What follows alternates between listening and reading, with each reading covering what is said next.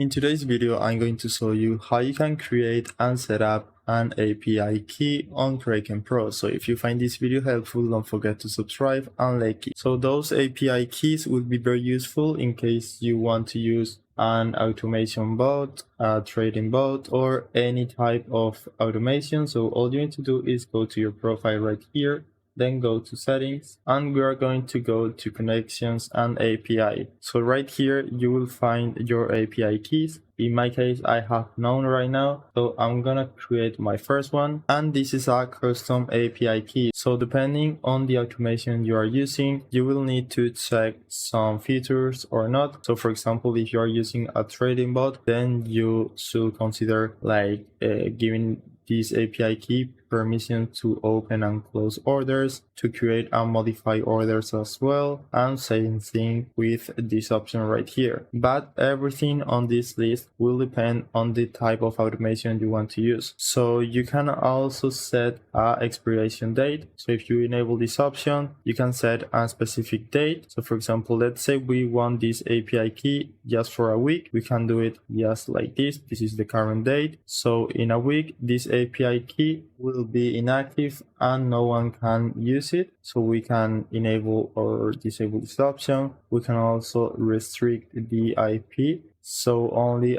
a specific list of IPs can use this API, and that's it. You basically need to customize your API key based on your needs, and after that just generate the key, and right here you will find your API keys. And it's important to note that you need to save your keys on a safe place, because for security reasons you won't be able to view them again once you close this window. This is very important because anyone with your keys can open trades or open orders, and this way you can even lose money if someone else uses your keys. So just close it, and right here you got your keys. Whenever you want, you can go right here and remove it, so no one can use it. So that's it. That's how you can create API keys on Kraken. I hope it was helpful, and thanks for watching.